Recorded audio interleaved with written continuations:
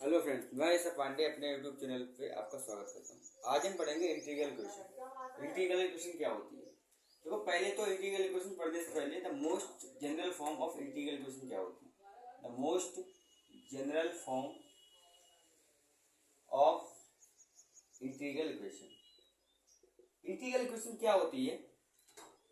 Ji X into I of Y X equal to F X plus K x comma T, ठीक है, J of Y T और D T. यहाँ पे होता है alpha x और बीटा एक्स। देखो, इंटीग्रल इक्वेशन एक ऐसी इक्वेशन होती है जिसमें जो अननोन वेरिएबल होता है अंडर इंटीग्रल साइन हो। मतलब यहाँ पे अननोन वेरिएबल क्या है? यहाँ by x is unknown variable. तो ये देखो, बाई एक्स जो है ना, ये यहाँ पे वो अंडर इंटीग्रल साइन है। तो इंटीग्रल इक्वेशन वो इक्वेशन होती है जिसमें अननोन वेरिएबल क्या हो, अंडर इंटीग्रल साइन हो। तो आप कहोगे कोई एग्जाम्पल? मैं कहूंगा बिल्कुल। आप एक काम करो, यहाँ पे कॉस एक्स ले लो इंटू वाई एक्स बराबर x plus sign x minus T, ठीक है, और बाई टी डी टी। ये जो इक्वेशन है ना, 0 से पाई बाई 2, ये इंटीग्रल इक्वेशन है। क्यों इंटीग्रल है? क्योंकि यहाँ बाई टी जो है ना अंडर इंटीग्रल साइन है। Second example, y x equal to 0 plus 0 से x sine x minus t और डी टी। बताओ क्या ये इंटीग्रल इक्वेशन है? आप कहोगे अननोन वेरिएबल क्या है? मैं कहूंगा बाई एक्स है। क्या y x under integral sign है? आप कहोगे बिल्कुल नहीं है। तो ये जो है ना, ये इंटीग्रल इक्वेशन नहीं है। अच्छा, एक बात बताओ, अगर मैं यहाँ पे डबल इंटीग्रेशन लगा दूं पाई बाई 2, तो क्या ये इंटीग्रल इक्वेशन होगी? हाँ, ये तब भी इंटीग्रल इक्वेशन होगी। इंटीग्रल इक्वेशन की डेफिनेशन ही यही है कि जो अननोन वेरिएबल है बाई टी वो अंडर इंटीग्रल साइन हो, चाहे एक इंटीग्रल साइन के अंदर हो चाहे दो के हो। तो ये क्या है? इंटीग्रल इक्वेशन है। तो आई होप आपके लिए इंटीग्रल इक्वेशन की डेफिनेशन है वो समझ में आई होगी। अच्छा, क्लासिफिकेशन देखेंगे। इंटीग्रल इक्वेशन का क्लासिफिकेशन क्या होता है? देखो, classification of integral equation. Classification of integral equation, ठीक है। ये तीन टाइप से क्लासिफाई होती है। एक तो जी एक्स होता है इसके ऊपर, एक होता है एफ एक्स के ऊपर, और एक होता है इसके ऊपर। इसके बेसिस में कैसे क्लासिफाई होगी? एफ एक्स के बेसिस पे कैसे क्लासिफाई होगी? अल्फा और बीटा के ऊपर कैसे क्लासिफाई होगी? पहला क्लासिफिकेशन क्या होता? On the basis of g x. Friends, g x के ऊपर इंटीग्रल इक्वेशन तीन टाइप की होती है। पहला क्या होता है? पहला ये होता है अगर जी एक्स जीरो है, जी एक्स क्या है? जीरो है, तो ये इंटीग्रल इक्वेशन क्या होगी? Zero equal to F X plus alpha X beta X K x comma T J of Y T D T. तो ये जो इंटीग्रल इक्वेशन है ना, ये इंटीग्रल इक्वेशन कहलाती है फर्स्ट काइंड इंटीग्रल इक्वेशन। क्या होती है? First kind integral equation. तो फर्स्ट काइंड इंटीग्रल इक्वेशन क्या होती है? फर्स्ट काइंड इंटीग्रल इक्वेशन वो इक्वेशन होती है जिसमें जी एक्स जो होता है एज ए जीरो वर्क करता है। सेकंड क्या होती है? अब अगर जी एक्स क्या है? नॉन जीरो है और कांस्टेंट है, मतलब नॉन जीरो कांस्टेंट है, तो ये इंटीग्रल इक्वेशन होती है ना, इसे कहते हैं second kind integral equation. Second kind integral equation, ठीक है। अगर मैं यहाँ पे जी एक्स के लिए क्या ले लूं? 2 ले लूं, तो यहाँ पे क्या आएगा? आई ऑफ वाई एक्स। तो अब ये इंटीग्रल इक्वेशन होगी ना, सेकंड काइंड होगी। क्या होगी? सेकंड काइंड होगी। तो फर्स्ट काइंड में क्या होता है? जी एक्स जीरो होता है। सेकंड काइंड में क्या होता है? G X as a constant treat करता है। अच्छा, थर्ड काइंड में क्या होगा? थर्ड काइंड में क्या होगा ना, जी एक्स जो होगा एक क्या होगा? वेरिएबल की तरह होगा। क्या होगा? वेरिएबल होगा, ठीक। अगर कोई जी एक्स की जगह वेरिएबल है, मतलब एक्स, जी एक्स बराबर एक्स ले लो आप, तो I of Y X equal to X plus alpha X beta X और K x comma T J of Y T D T. ये जो इंटीग्रल इक्वेशन होगी ना, इस इंटीग्रल इक्वेशन को आप बोलोगे थर्ड काइंड इंटीग्रल इक्वेशन। ठीक है, हम जो स्टडी करेंगे मेनली सेकंड काइंड और फर्स्ट काइंड देखेंगे। तो ये ऑन द बेसिस ऑफ जी के ऊपर हमने क्या किया, इंटीग्रल इक्वेशन को क्लासिफाई किया। अब आप कहोगे एफ एक्स के ऊपर क्या करोगे, एफ एक्स के ऊपर कैसे क्लासिफाई करोगे। तो फ्रेंड्स एफ एक्स के ऊपर अगर आपके लिए क्लासिफाई करनी है इंटीग्रल इक्वेशन, तो ये दो टाइप से होती है।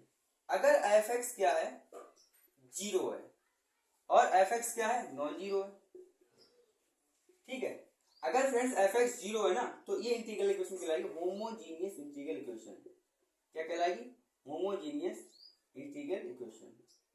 अगर एफ एक्स नॉन जीरो है तो ये कहलाएगी नॉन होमोजीनियस इंटीग्रल इक्वेशन। ठीक, अब थर्ड काइंड क्या होता है, अल्फा एक्स बीटा एक्स। जो इंटीग्रल इक्वेशन होती है ना, वो मेनली टू टाइप की होती है। हम जो स्टडी करेंगे दो टाइप की करेंगे, एक वोल्टेरा और एक फ्रीडोल। सॉरी, अगर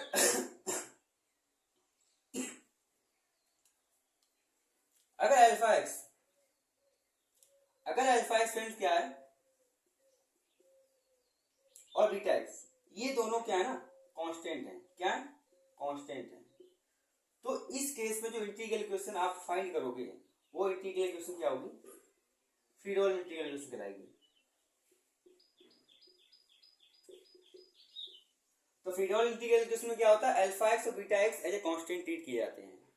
और वोल्टेरा में क्या होता है, alpha x comma beta x, इनमें से कोई एक क्या हो, एनी वन क्या हो, वेरिएबल हो। क्या हो, वेरिएबल हो, मतलब फंक्शन ऑफ एक्स हो। तो ये इंटीग्रल इक्वेशन क्या कहलाएगी ना, ये वोल्टेरा इंटीग्रल इक्वेशन कहलाएगी। क्या कहलाएगी, वोल्टेरा इंटीग्रल इक्वेशन।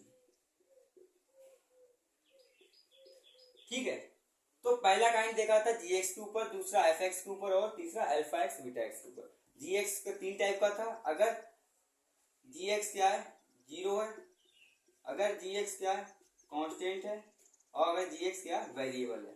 जीरो है तो फर्स्ट काइंड, कांस्टेंट है सेकंड काइंड, और क्या वेरिएबल है तो थर्ड काइंड। तो ये था जीएक्स के ऊपर। एफ एक्स के ऊपर क्या, अगर एफ एक्स जीरो है तो homogeneous, F X non zero है तो non homogeneous. Alpha X beta X के ऊपर क्या, अगर ये दोनों कांस्टेंट हैं तो क्या होगा, फ्रीडोल होगा, और अगर ये वेरिएबल है तो क्या होगा, ये वोल्टेरा होगा। ठीक है, तो ये थी इंटीग्रल इक्वेशन का क्लासिफिकेशन। अब हम पढ़ेंगे टाइप्स ऑफ कर्नल। क्या पढ़ेंगे, टाइप्स ऑफ कर्नल। कर्नल किस टाइप के होते हैं, देखो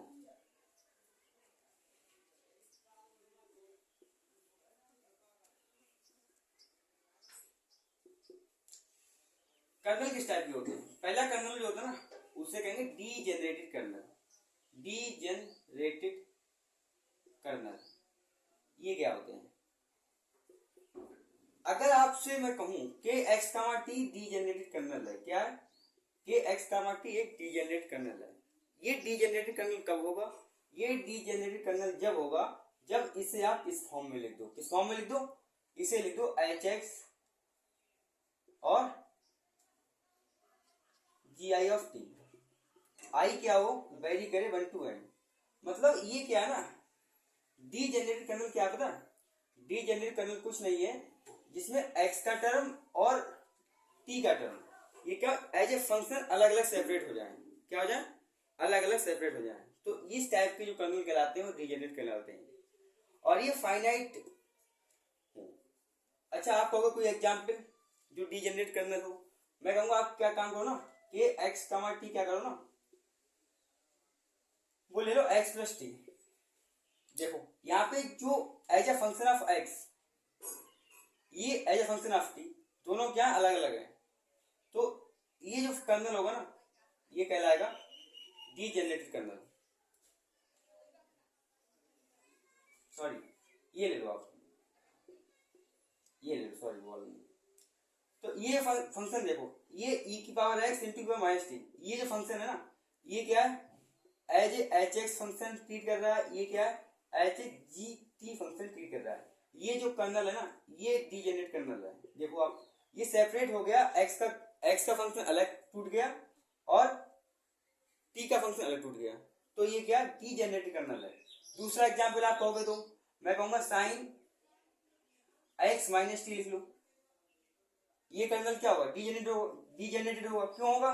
साइन ए माइनस टी क्या होता है? साइन ए कॉस बी मतलब कॉस टी, ठीक है, माइनस लगा तो माइनस लगा लो, कॉस ए साइन टी। तो यहां देखो ये एज ए फंक्शन एक्स टूट गया, ये एज ए फंक्शन टी टूट गया, ये एक्स है ये टी है, तो ये जो कर्नल है ना ए एक्स कमा टी बराबर साइन एक्स माइनस टी, ये भी डीजेनरेटेड कर्नल है। क्यों है? क्योंकि ये दो फंक्शंस में टूट जाता है। किसमें? As a function of x as a function of t, ठीक है। आप कहोगे कोई ऐसा एग्जाम्पल दो जो इस फॉर्म का हो लेकिन क्या डीजेनरेटेड ना हो। मैं कहूंगा एक काम करो, आप एक फंक्शन ले लो, ये बताओ आप कि एक्स कामा टी बराबर अगर हम ले लें की power mod of x minus T, क्या ये जो कर्नल होगा ना डीजेनरेट होगा या नहीं होगा? आप कहोगे सर एक बात, हाँ ये मॉडुलस लगा हुआ है, अगर हम इसे तोड़ेंगे ना ये डीजेनरेट होगा। कब होगा? जब होगा कि जब ये इस फॉर्म में आ जाए, मतलब आई को फाइनाइटली तोड़ो, कैसे? As a function of x में टूट जाए और जी में टूट जाए, टी में टूट जाए। आप कहोगे ना ये जो ई की power modulus of x minus T होता है, क्या होता है? क्या होता है? कहोगे सर अगर एक्स माइनस टी का मान ग्रेटर देन 0 हुआ तो ये होगा ई की पावर एक्स माइनस टी, अगर एक्स माइनस टी का मान लेस देन 0 हुआ तो ये होगा एक्स की power x minus T negative, ठीक है। इसका मतलब क्या है? इसका मतलब एक्स ग्रेटर देन टी, इसका मतलब एक्स लेस देन टी, ठीक। क्या फ्रेंड्स ये डीजेनरेटेड है? आप कहोगे इसको आप क्या लिखो ई की power x into minus T, इसको क्या लिखो ई की power minus x into plus T. यहां से ये तो दिख रहा है की पावर एक्स में टूट गया और ई की पावर माइनस टी में टूट गया, ये यहां भी देखो ये जी एक्स हो गया, ये एच एक्स हो गया, ये जी टी हो गया, लेकिन क्या ये डीजेनरेट कर्नल है? नहीं, ये डीजेनरेटेड कर्नल नहीं है। क्यों नहीं है?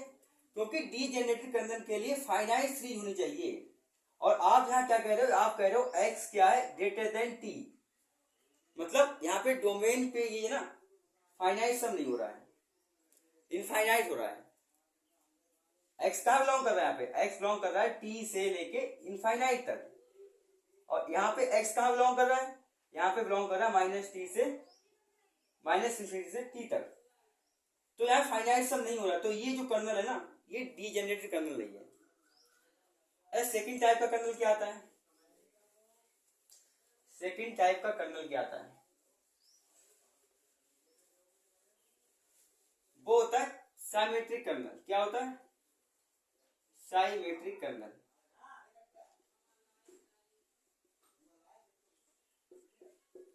साइमेट्रिक कर्नल क्या होगा? जो के एक्स कामा टी ये साइमेट्रिक कहलाएगा। कब कहलाएगा? जब आप के एक्स कामा टी करो इक्वल आ जाए k t comma x, this is the kernel which is symmetric. आप कहोगे एग्जाम्पल दो, मैं कहूंगा आप एक काम करो के एक्स कामा टी के लिए ले लो एक्स प्लस टी।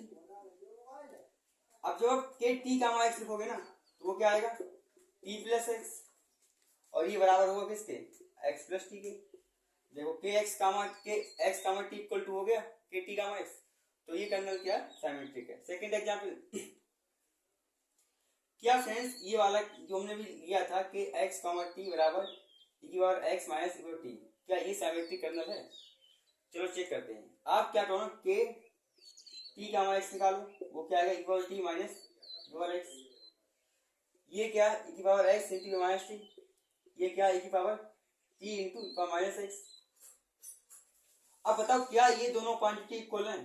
बिल्कुल नहीं है, क्योंकि इसमें x का कोफिशिएंट +1 है, यहाँ x का कोफिशिएंट -1 है, तो ये जो कर्नल है ना ये डीजेनरेटेड तो है, but this is not the symmetric kernel. क्यों नहीं है? क्योंकि x कामा टी इक्वल नहीं है के टी कामा एक्स के। सेकेंड कर्नल क्या होता है? थर्ड कर्नल वो क्या होता है? Skew symmetric. स्क्यू साइमेट्रिक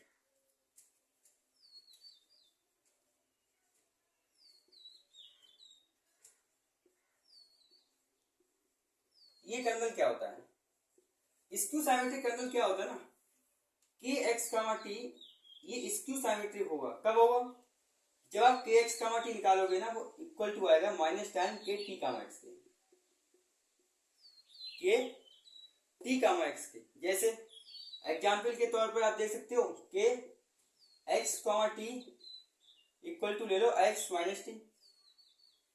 जब आप के टी कामा एक्स निकालोगे ना तो क्या आएगा, एक्स को रिप्लेस कर दो टी से और टी को रिप्लेस कर दो एक्स से, ठीक है। और ये क्या है फ्रेंड्स, ये minus times x minus t, और एक्स माइनस टी क्या था, के एक्स कामा टी। तो देखो के टी कामा एक्स क्या आ गया, के टी कामा एक्स आ गया माइनस टाइम के एक्स कामा टी। तो ये जो कर्नल है स्क्यू साइमेट्रिक है। अच्छा, ये symmetric kernel skew symmetric kernel का यूज क्या होता है? इनका लीनियर में हम जानते हैं कोई भी साइमेट्रिक मैट्रिक्स होती है, कोई भी साइमेट्रिक मैट्रिक्स होती है, उनकी आइगन वैल्यू कैसी आती है, रियल आती है। और स्क्यू साइमेट्रिक मैट्रिक्स की आइगन वैल्यू क्या आती है, प्योरली इमेजिनरी आती है ना। तो हम उससे इसे रिलेटेड करेंगे, जब हम क्वेश्चंस करेंगे ना तो हम इस चीज का उपयोग करेंगे, रियल के इस लीनियर के इस कॉन्सेप्ट का उपयोग करेंगे। अब एक नियम है, उसके ऊपर क्वेश्चंस आए हुए हैं और बहुत इंपॉर्टेंट नियम है। वो क्या है, लेबनीज रूल है। लेबनीज रूल क्या है ना, अगर कोई भी इंटीग्रेट किया हुआ, क्या दिया इंटीग्रल, और इंटीग्रल ये है जी एक्स टी, ठीक है, और डी टी। और ये इंटीग्रल क्या है ना, यहाँ पे लिमिट दी है अल्फा एक्स से बीटा एक्स। लेबनीज रूल क्या कहता है, लेबनीज रूल ये कहता है ये एक इंटीग्रेशन है, और ये इंटीग्रेशन क्या है, आप इंटीग्रेशन है ये, और इसे आप अगर डिफरेंशिएट करोगे तो किस सिनेरियो में आप इसे डिफरेंशिएट करोगे, लेबनीज रूल इस चीज को डिफाइन करता है। अगर मुझसे कोई कहे कैन यू डिफरेंशिएट दिस, मैं कहूंगा बिल्कुल, फिर वो कहेगा कैसे। तो इसे डिफरेंशिएट करने का सिनेरियो क्या है, आप क्या करो ना, ये जी एक्स कॉमा टी है ना, आप इसे पार्शियली डिफरेंशिएट करो। किसे, जी एक्स कॉमा टी के लिए, डेवर over डेवर x G x comma T. फिर क्या करोगे आप, फिर एक काम करो, जो जी एक्स कॉमा टी है ना, यहां लिखो जी और यहां पे लिखो एक्स। टी क्या है आपका, इस टी को रिप्लेस करो इस बीटा एक्स से, टी को रिप्लेस करो बीटा एक्स से, कर दिया हमने। फिर दूसरा वर्ड क्या करना है आपके लिए, इस बीटा एक्स को डिफरेंशिएट करो, D beta x over D x, कर दिया हमने। फिर निगेटिव लो, फिर से क्या करो, जी एक्स, अब इस टी को रिप्लेस करो अल्फा एक्स से, इस टी को हमने रिप्लेस किया अल्फा एक्स से, कर दिया। और इस अल्फा एक्स को डिफरेंशिएट करो किसके रिस्पेक्ट में, विद रिस्पेक्ट टू एक्स। तो ये तो लेबनीज रूल है। लेबनीज रूल क्या कहता है, हमारे लिए डिफरेंशिएशन देता है किसी भी इंटीग्रल का, अगर उसकी लिमिट क्या हो, वेरिएबल हो तब। आप ये मत करना यहाँ पे अगर हो दिया हुआ 0 to π/2, वहां पे आप लेबनीज रूल मत लगाना, और लगाओगे भी फायदा भी नहीं मिलेगा, क्योंकि ये भी 0 हो जाएगा, ये भी 0 हो जाएगा, वही आ जाएगा जो है। तो लेबनीज रूल को लगाने का तरीका क्या है, वो ये है कि अगर आपकी लिमिट क्या हो, एज ए वेरिएबल दी हुई हो, क्या हो, एज ए वेरिएबल दी हुई हो, तो आप क्या करो, उस इंटीग्रल को डिफरेंशिएट कर सकते हो। अच्छा, इसके कुछ कंडीशंस है। कंडीशंस क्या है, आप जानते हो ये इंटीग्रल है, क्या इंटीग्रल है, तो ये जी एक्स कॉमा टी जो फंक्शन दिया है, जी एक्स कॉमा टी, ये क्या होना चाहिए, ये कंटिन्यूअस होना चाहिए। अगर ये कंटिन्यूअस फंक्शन नहीं है तो आप इस लेबनीज रूल को नहीं लगा सकते हो। क्या कर सकते हो, तो आप लेबनीज रूल को नहीं लगा सकते हो। आप कहोगे दूसरी कंडीशन क्या है, दूसरी कंडीशन ये है, ये जो बीटा एक्स है और अल्फा एक्स है, आप देखो बीटा एक्स यहाँ डिफरेंशिएट हो रहा है, अल्फा एक्स भी डिफरेंशिएट हो रहा है, तो जो alpha x comma beta x है ना, ये स्मूथ हो, क्या हो, स्मूथ फंक्शन हो। स्मूथ फंक्शन का क्या मतलब होता है, मतलब ये डिफरेंशिएबल फंक्शन हो। अब भाई ये बताओ, अगर मैं बीटा एक्स को मॉडुलस एक्स ले लूं तो क्या यहाँ पे बीटा एक्स का डिफरेंशिएशन कर पाऊंगा, मॉडुलस एक्स का डिफरेंशिएशन कर पाऊंगा, नहीं कर पाऊंगा। क्यों नहीं कर पाऊंगा, क्योंकि फंक्शन स्मूथ नहीं है। अच्छा, स्मूथ कहां हो, on interval x belongs to domain में हो। अगर ये स्मूथ फंक्शन नहीं हुआ, डिफरेंशिएबल फंक्शन नहीं हुआ, तो आप इसकी वैल्यू फाइंड नहीं कर पाओगे। जब आप इसकी वैल्यू फाइंड नहीं कर पाओगे तो आप इसका डिफरेंशिएशन नहीं कर पाओगे। ठीक है, तो सेकंड कंडीशन है alpha X beta x smooth function होना चाहिए। अच्छा, एक चीज आपके दिमाग में आ रही होगी, जो डिफरेंशिएबिलिटी देखते हैं हम ओपन इंटरवल में ही क्यों देखते हैं, हम इसमें क्यों नहीं देखते, क्लोज इंटरवल में क्यों नहीं देखते हैं, क्यों नहीं देखते हैं?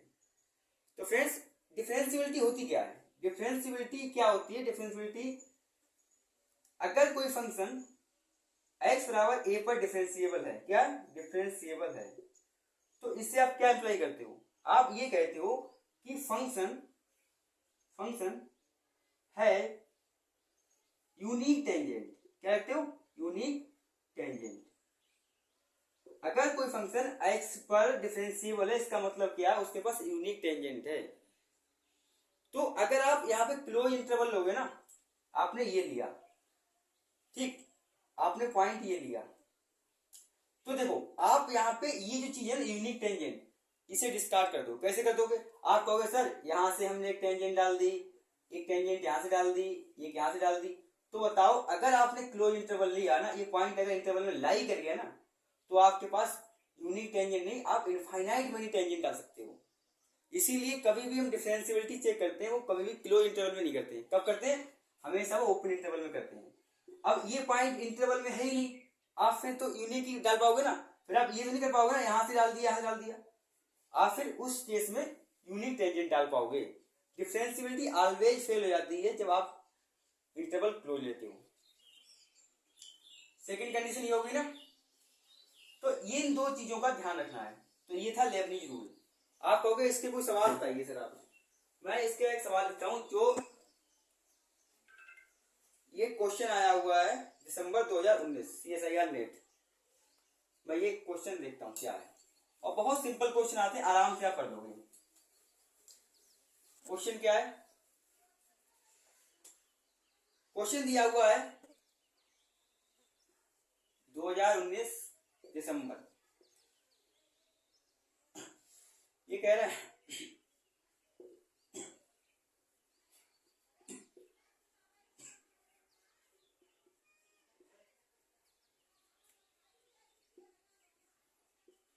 एफ आई ये फंक्शन है जो कंटिन्यूअस है, ठीक है, और सेटिस्फाई कर रहा है, क्या कर रहा है? सेटिस्फाई कर रहा है इस इंटीग्रल इक्वेशन को 0 to x माइनस टी का स्क्वायर फाई टी और D t equal to x power 4 into x power 5। Then आपको वैल्यू बतानी है किसकी? जाई ऑफ 1 की। ऑप्शन दिया हुआ है 18 है, दूसरा दिया है 30 है, तीसरा दिया है 42 है, चौथा दिया है 48 है। इसकी वैल्यू कितनी है? ठीक, तो ये इंटीग्रल इक्वेशन है कि नहीं? अब आप देखो इंटीग्रल इक्वेशन क्यों है, क्योंकि इसमें क्या ना, जो अननोन फंक्शन है अंडर इंटीग्रल साइन है, इसलिए क्या है? इंटीग्रल इक्वेशन है। और आपके लिए एक चीज देखनी है, ये क्या है? As a function of x है, ठीक है। आपको वैल्यू किसी डालनी है? जाई 1 की। अगर आप इसे फ्री कर दो इंटीग्रल से, मतलब ये साइन आपका निकल जाए, तो आप क्या जाई टी निकालोगे, जाई एक्स निकाल लोगे, और एक्स की जगह 1 पुट कर दोगे, आपका आंसर आ जाएगा। तो जाई एक्स निकालने के लिए आप क्या करोगे? आप क्या करो, इधर भी डिफरेंशिएट कर दो, इधर भी कर दो। कैसे करो? आप क्या करो, 0 to x है ना, इसे डिफरेंशिएट करो विद रिस्पेक्ट टू x। इसके लिए x माइनस टी का स्क्वायर जाई टी और डी टी। अब फिर आप इसे भी डिफरेंशिएट करो, d over D x power 4 plus x power 5 कर दिया आपने, ठीक है। अब एक काम करोगे ना, ये जो फंक्शन है x माइनस टी का स्क्वायर, इसे पार्शियली डिफरेंशिएट करोगे। कैसे करोगे? 0 to x del over डेवर x, इसे करोगे with respect to x partially differentiate. और ये क्या फाई ऑफ टी है, फाई ऑफ टी लिखो प्लस। अब आप क्या करते हो, इस t को रिप्लेस करते हो x से, तो x माइनस टी को रिप्लेस करो x से, x, फिर क्या कर दो, इस x का डिफरेंशिएशन कर दो with respect to x, differentiation किया हमने विद रिस्पेक्ट टू x, फिर माइनस, फिर से यही, अब इस t को रिप्लेस करो 0 से, तो x माइनस 0। अब इस 0 का डिफरेंशिएशन करो विद रिस्पेक्ट टू x, तो 0 आएगा ना। इक्वल टू क्या दिया हुआ है, इक्वल टू दिया है ना x power 4 plus x power 5, तो x पावर 4 का डिफरेंशिएशन क्या हुआ 4x cube plus 5x power 4। देखो जब आप with respect to x partially differentiate करोगे तो ये क्या आएगा 2x minus T, integral sign लगा हुआ 0 to x, ये 5t हो गया और ये dt आ गया, यहाँ पे dt आएगा। ठीक, अब x माइनस x क्या आ जाएगा 0 हो जाएगा। अब 0 की मल्टीप्लाई किससे क्या 0 हो जाएगा, इधर भी 0 हो जाएगा तो माइनस 0, ये क्या आ गया 4x cube plus 5x power 4। हमने डिफरेंशिएशन किया था किसके लिए, हमने सोचा 5t इंटीग्रल साइन से निकल जाए, लेकिन अभी भी 5t इंटीग्रल साइन के अंदर लाई कर रहा है। अब फिर क्या करो, अगेन डिफरेंशिएट करो इसे विद रिस्पेक्ट टू x। जब आप अगेन इसको डिफरेंशिएट करोगे ना तो आप इससे भी करोगे विद रिस्पेक्ट टू x। देखो जब आप इसका डिफरेंशिएशन यहाँ करोगे क्या आएगा 0 to x, डेवर 2 बाहर निकाल लो, डेवर over डेवर x, x minus T, ये है 5t और dt। फिर क्या करोगे प्लस करोगे, इस t को रिप्लेस करोगे x से, फिर से आएगा 2x माइनस x, और x का करोगे तो 1 आएगा। फिर माइनस करोगे, इस t का रिप्लेस करोगे यहाँ से, तो ये आएगा 2x माइनस 0 और 0 का डिफरेंशिएशन 0 आएगा। इक्वल टू क्या आएगा, इक्वल टू इसका डिफरेंशिएशन क्या आएगा 12x square plus 20x power 3। Okay, आप कहोगे सर इसका डिफरेंशिएशन क्या होगा 2, इसको जब डिफरेंशिएट करोगे विद रिस्पेक्ट टू x तो ये 1 हो जाएगा, तो ये हो गया 1 हो गया। अब आप क्या करोगे ना, इधर आएगा 5t और ये dt, इंटीग्रल साइन अभी भी चल रहा है। क्या हो रहा है, इंटीग्रल साइन अभी भी चल रहा है। ये क्या होगा 0 हो गया, प्लस 0 माइनस 0, ये क्या आएगा 12x square plus 20x power 3। अब आप क्या कर रहे हैं ना, फिर से आपको वही दिखाना है, आपके लिए क्या करना है इंटीग्रल साइन से इस 5t को मुक्त करना है। जब तक मुक्त ना हो तब तक आप इसे डिफरेंशिएट करते रहो। तो अब क्या करेंगे, अब अगेन डिफरेंशिएट करेंगे इसे विद रिस्पेक्ट टू x। करो, इसे भी करो और इसे भी करो, डिफरेंशिएट करो d ओवर dx। जब आप इसे करोगे फिर से क्या आएगा, इसका डिफरेंशिएशन करोगे विद रिस्पेक्ट टू x, और ये फंक्शन है t का, तो इसका डिफरेंशिएशन क्या होगा, इसका डिफरेंशिएशन होगा 0। क्यों होगा, क्योंकि ये e the function of t है। प्लस अब इस फाई ऑफ t के लिए इस t को रिप्लेस करोगे इस x से, तो यहाँ पे क्या आएगा फाई ऑफ x आएगा, और इस x का डिफरेंशिएशन करोगे विद रिस्पेक्ट टू x, तो इसका जब डिफरेंशिएशन करोगे विद रिस्पेक्ट टू x क्या आएगा dx ओवर dx। फिर प्लस माइनस, माइनस क्या करोगे, माइनस करोगे आप, माइनस करो फाई, अब इस t को रिप्लेस करो 0 से, फाई 0 और 0 का डिफरेंशिएशन 0 आएगा, इक्वल टू इसका डिफरेंशिएशन क्या आएगा 24x, इसका कितना आएगा 60x स्क्वायर। तो ये 0 हो गया, ये क्या आ गया 5x और dx ओवर dx 1 होगा, ये 0 हो गया, ये क्या आएगा 24x प्लस 60x स्क्वायर। तो फाई ऑफ x की वैल्यू जो आएगी ना वो आएगी 24x प्लस 60x स्क्वायर।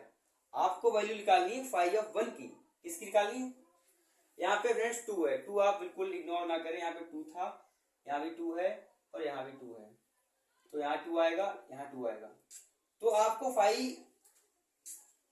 1 की वैल्यू निकालनी है, तो 24 इंटू 1 प्लस 60 इंटू 1 का स्क्वायर, ये क्या आएगा 24 प्लस 60, ये क्या होगा 84 84। तो फाई ऑफ 2 की वैल्यू कितनी आएगी, फाई ऑफ 1 की वैल्यू कितनी आएगी, फाई ऑफ 1 की वैल्यू आएगी 84/2 42। तो ये जो होगा ना 42 इसका आंसर होगा, क्या होगा 42 इसका आंसर। देखो लेबनीज रूल से हमने कितनी आसानी से कर लिया, तो ये फायदा है लेबनीज। फ्रेंड्स ये क्वेश्चन आया था 2019 दिसंबर में, उस दिन उस बार 2 क्वेश्चन पेपर हुए थे, 15 दिसंबर को हुआ था, एक 26 को, तो ये 15 वाले में आया है, सही है। और ये क्वेश्चन बिल्कुल सिंपली आप क्या करोगे, लेबनीज रूल से कर लोगे। कैसे करोगे, देखो पहली बात, अगर आप इसे सॉल्व करने जा रहे हो तो एक पॉइंट बार नोट कर लो। एक पॉइंट क्या है, अगर कोई इक्वेशन वोल्टेरा है, क्या है, वोल्टेरा इक्वेशन है, तो उसके करस्पॉन्डिंग जो आपके लिए डिफरेंशियल इक्वेशन मिलेगी ना, वो क्या होगी, आईवीपी होगी, इनिशियल वैल्यू प्रॉब्लम मिलेगी। क्या मिलेगी, इनिशियल वैल्यू प्रॉब्लम। ठीक है फ्रेंड्स। अब दूसरा क्या है ना, दूसरा ये कि अगर कोई फ्रीडोल्म इंटीग्रल इक्वेशन, क्या है, फ्रीडोल्म, तो उसके करस्पॉन्डिंग जो डिफरेंशियल इक्वेशन मिलेगी ना, वो मिलेगी बीवीपी, बाउंड्री वैल्यू प्रॉब्लम। ठीक है, तो ये पॉइंट आप नोट कर लो। तो ये जो इक्वेशन दी है, आप बताओ ये वोल्टेरा है या फ्रीडोल्म है? ये जो दी हुई इक्वेशन है ना, ये वोल्टेरा इक्वेशन है। वोल्टेरा की पहचान क्या होती है, उसकी लिमिट क्या होगी, वेरिएबल होगी। क्या होगी, वेरिएबल होगी। आप क्या करो ना, आप इस इंटीग्रल इक्वेशन को क्या करो, डिफरेंशियल इक्वेशन बना लो। जब आप डिफरेंशियल इक्वेशन से बनाओगे ना, फिर आप इसका डिफरेंशियल इक्वेशन का सोल्यूशन फाइंड कर लो। वो क्या आएगा, 5x आएगा। x की जगह 1 पुट कर दो और आपका आंसर आ जाएगा। देखो ये क्या है, डिफरेंशियल इक्वेशन, इंटीग्रल इक्वेशन है। आप क्या करो, इसमें लेबनीज रूल लगाओ। लेबनीज रूल क्या करता है, लेबनीज रूल डिफरेंशिएशन देता है किसी भी इंटीग्रल का। आप दोनों तरफ डिफरेंशिएट करो, इधर डिफरेंशिएट करोगे क्या आएगा, 5x आएगा। ठीक है, इसका डिफरेंशिएशन क्या आएगा, 0 -2 -8x प्लस। अब देखो ये क्या है, इसे क्या करो, डिफरेंशिएट करो विद रिस्पेक्ट टू x, तो 3 क्या करोगे, 0 आएगा। 6x माइनस टी का करोगे क्या आएगा, 6 आएगा। और इसका क्या आएगा, -8x माइनस टी, और ये क्या आ जाएगा, 5t dt प्लस। फिर क्या करो आप, जहां पे t है ना, उसे x से रिप्लेस करो। ये 3 है, और यहाँ पे जब t को x से रिप्लेस करोगे तो x माइनस x 0 हो जाएगा। यहाँ पे करोगे तो वो भी 0 हो जाएगा। फिर डिफरेंशिएशन x का करोगे क्या आएगा, 1 आएगा ना, फिर माइनस लगाओ। अब क्या करो, जहां पे t है उसे रिप्लेस करो 0 से। अब आप जब 0 से रिप्लेस करोगे, उसका डिफरेंशिएशन करोगे किसका, 0 का, तो वो 0 आएगा। ये पूरी क्वांटिटी क्या जाएगी, 0 हो जाएगी। तो इसका अब क्या करो ना, ये 5x आया, 5x तो क्या आया, ये आया, देखो 5x क्या आया, -2 माइनस का 8x, इंटीग्रेशन है 0 to x प्लस इंटीग्रेशन दिया हुआ है यहाँ 5 ऑफ t की जगह x आएगा। ठीक है, ये 0 to x आएगा, ये 6 minus 8 into x minus T, ये 5t, और ये प्लस का 3 5x। ठीक, ये आ गया। अब आप क्या करो, 5x 0 निकाल लो, क्योंकि आपके लिए जो वोल्टेरा इंटीग्रल इक्वेशन होती है उसे चेंज करना है आईवीपी में। तो 5x जब 0 निकालोगे, पहले 5 0 निकालो। 5 0 क्या होगा, यहाँ पे x की जगह 0 पुट करो, तो यहाँ पे 0, ये 0, ये 1 आएगा। और 0 to 0, आपके लिए एक बार पता है, 0 to 0 कोई भी इंटीग्रेशन होता है वो हमेशा 0 होता है। ठीक है, तो ये 0 to 0 इंटीग्रेशन ऑफ दिस, वो क्या आएगा, 0 आएगा। तो ये भी 0 -4 इंटू 0 प्लस 0, तो 5 एट 0 का वैल्यू क्या आएगा, 5 एट 0 की वैल्यू आएगी फ्रेंड्स 1। ठीक है, अब आप क्या करो, 5 डैश एट 0 निकालो। 5 डैश एट 0 निकालोगे तो क्या आएगी, ये -2 है, यहाँ पे 0 पुट करोगे 0 आएगा। ये 0 to 0 क्या आएगा, 0 आएगा। ये इंटीग्रेशन ऑफ 0 to 0, तो ये 0 हो जाएगा, प्लस 3 इंटू 5 एट 0।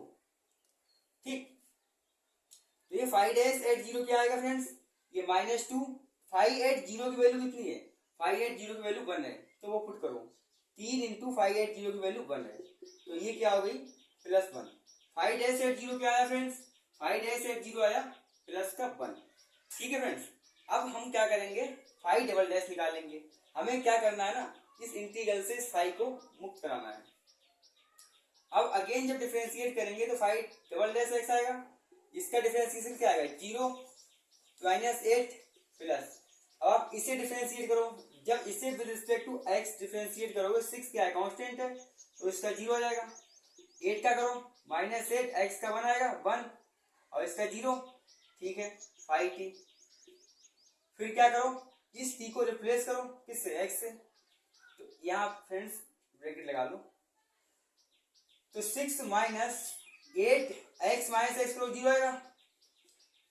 अब 5 t को रिप्लेस करोगे x से तो 5x आएगा, और x का डिफरेंशिएशन 1 आएगा, ठीक है, माइनस लगाओ, फिर लिखो 6 plus minus 8x minus T को रिप्लेस करो 0 से। अब आप इसका 0 का डिफरेंशिएशन करोगे 0 आएगा और ये क्वांटिटी क्या रहेगी 0 बन जाएगी। तो 5 डबल डैश x क्या आएगा फ्रेंड्स, ये आएगा माइनस का 8 प्लस 0 टू x, ये क्या होगी माइनस का 8 इंटू 5t, ठीक है, ये क्या होगी प्लस का 6 5x, और ये क्वांटिटी जब 0 से मल्टीप्लाई होगी तो 0 हो जाएगी, ठीक। हाँ फ्रेंड्स एक चीज देखो, ये जो है ना इसका डिफरेंशिएशन करोगे किसका 3 5x का, तो ये आएगा 5 डैश x, तो यहाँ पे ऐड करोगे आप प्लस का 3 5 डैश x। अभी भी देखो ये जो 5t है ना, 5t जो है अंडर इंटीग्रल साइन है, अगेन डिफरेंशिएट करो इसे। अब आप एक काम करो 5 डबल डैश 0 की वैल्यू निकालते चलोगे, 5 डबल डैश 0 की वैल्यू निकालोगे तो माइनस का 8 प्लस 0 टू 0, ये 0 हो जाएगा, और ये क्या आएगा प्लस 6 5 8 0 माइनस प्लस 3 5 डैश 8 0, तो इसकी वैल्यू क्या आएगी माइनस 8 प्लस 6 5 8 0 की वैल्यू कितनी है 5 8 0 की वैल्यू 1 है, यहाँ 1 पुट करो, प्लस 3 5 डैश 8 0 की वैल्यू कितनी है, जो 5 डैश 8 0 की वैल्यू कितनी है वो भी 1 है, तो 1 की माइनस का 8 6 और 3 9 प्लस का 9, मतलब किसका आएगा 5 डबल डैश 8 0 आएगा फ्रेंड्स 1, तो यहाँ लिख लो 5 डबल डैश 8 0 क्या लिख लो 1। अब आपको क्या करना है ना, अब आपको एक काम और करना, इस 5 को लिए फ्री करना इंटीग्रल साइन से। अब आप क्या करो अगेन डिफरेंशिएट करो इसे 5 ट्रिपल डैश एट x,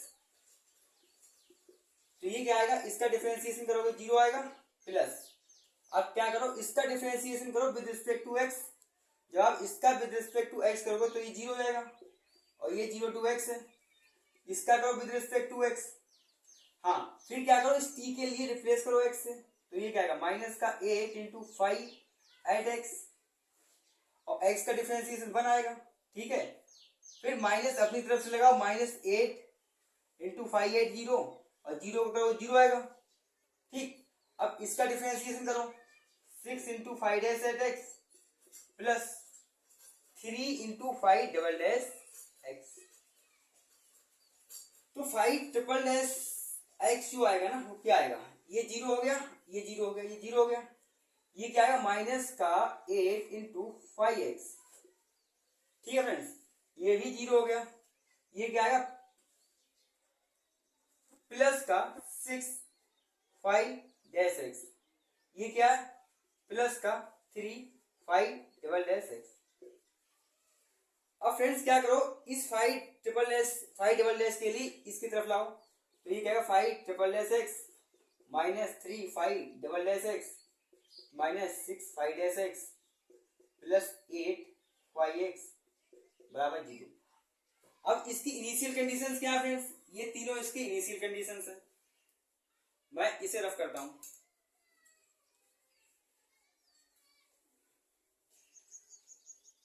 देखो इनिशियल कंडीशन क्या है।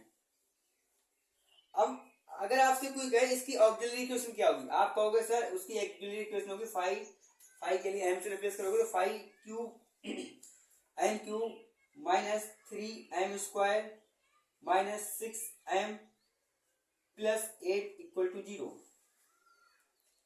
अब इस डिफरेंशियल इक्वेशन का सोल्यूशन निकाल लेंगे, कैसे निकालोगे, देखो यहाँ पे m की वैल्यू आप पुट करते हो 1, क्या करते हो 1, तो ये क्या कर रही है ना 1 का cube minus 3 into 1 square plus minus 6 into 1 plus 8, तो ये क्या 1 माइनस 3 माइनस 6 प्लस 8 मतलब 0 आ रहा है।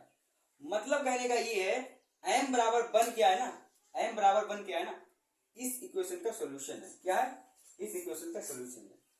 तो आपके लिए दो सोल्यूशन और निकालने हैं, आप क्या करो ना m माइनस 1 से डिवाइड लगा दो, किसके लिए इस पूरी इक्वेशन के लिए, m cube minus 3m square minus 6m plus 8, हमें एक्चुअली क्या करना है इस इक्वेशन के रूट्स फाइंड करने हैं, तो क्या आएगा यहाँ पे m square m cube minus m square minus plus minus 2m square -6 है, फिर यहाँ करो -2m, इधर क्या आएगा -2m² +2m प्लस माइनस का 8m +8, यहाँ क्या करो -8, तो -8m +8 प्लस माइनस खत्म, ये क्या आएगा, तो इसके रूट क्या आएंगे, इसके रूट आएंगे m बराबर, इसके रूट लिख लो, m बराबर क्या आएगा माइनस का b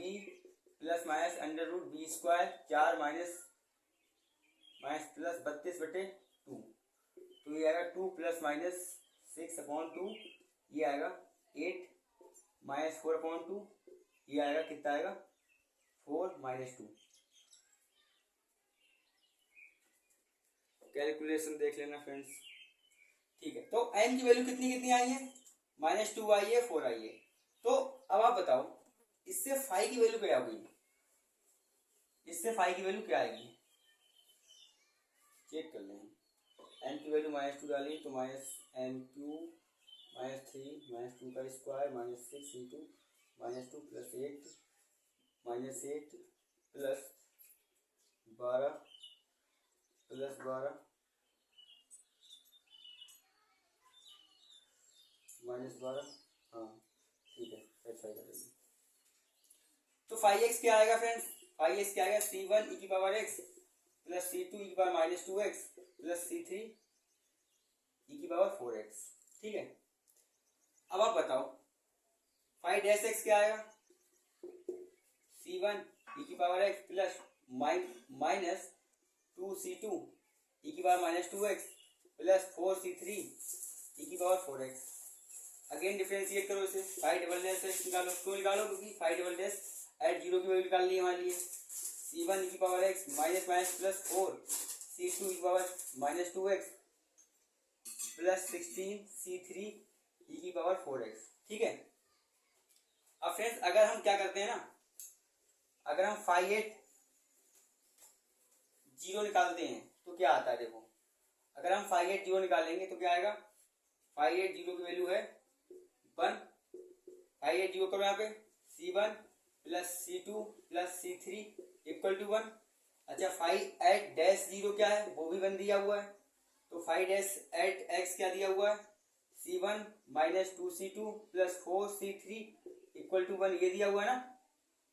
अब थर्ड कंडीशन क्या दी है, 5/0 वो भी 1 दिया हुआ है, तो इससे क्या कंडीशन आएगी, यहाँ पे डालो c1 प्लस 4c2,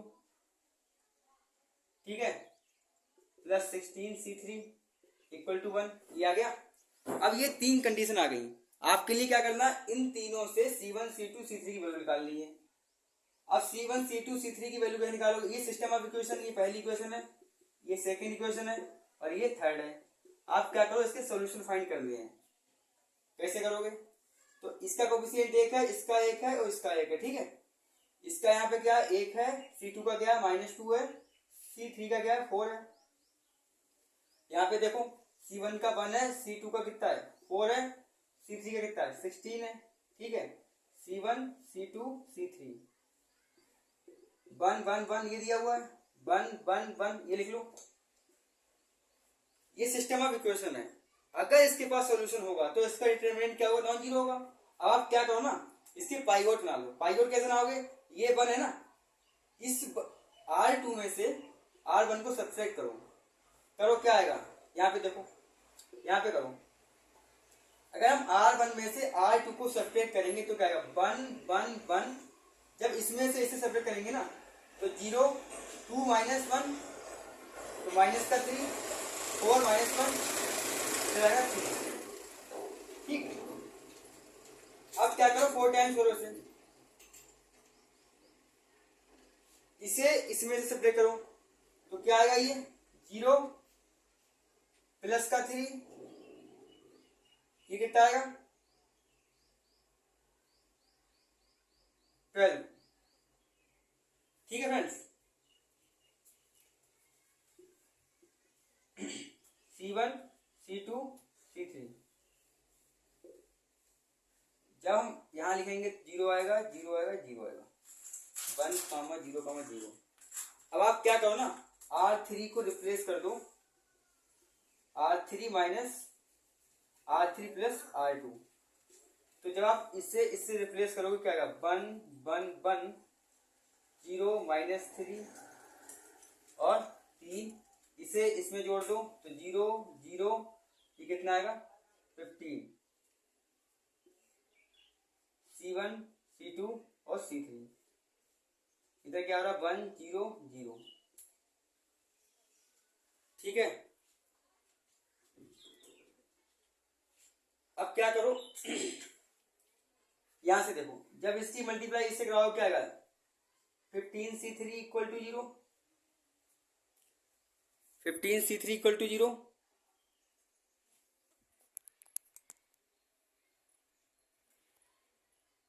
तो यहां से क्या इंप्लाई करोगे, यहां से इंप्लाई करोगे C3 इक्वल टू 0।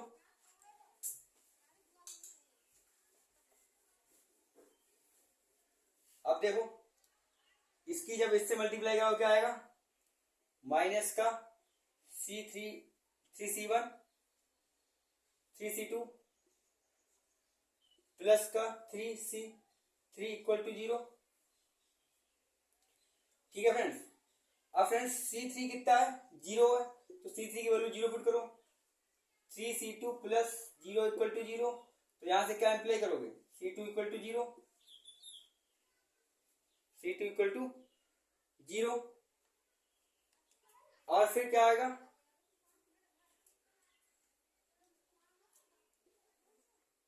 अब इसकी मल्टीप्लाई कराओ इससे, C1 plus C2 plus C3 equal to क्या आएगा 1, C1 प्लस C2 की वैल्यू कितनी है 0, C3 की वैल्यू कितनी आएगी 0 इक्वल टू 1, C1 की वैल्यू कितनी आएगी 1 आएगी ना, तो C1 की वैल्यू 0 आ गई। अच्छा, जो हमारा सोल्यूशन दिया था वो क्या था, आई कैन रफ दिस,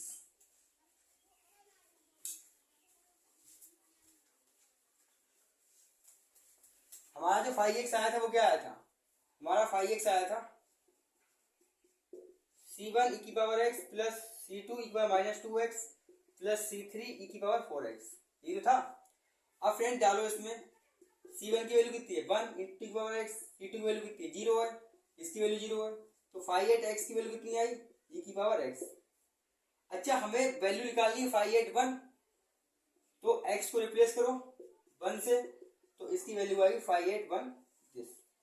तो फ्रेंड्स इसका ऑप्शन नंबर सी ट्रू हो जाएगा।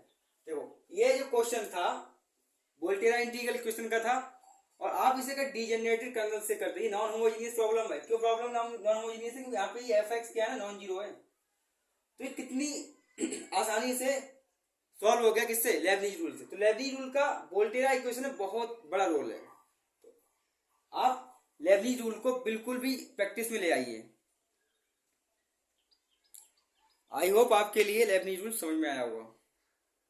हम आपसे मिलेंगे अगले लेक्चर में।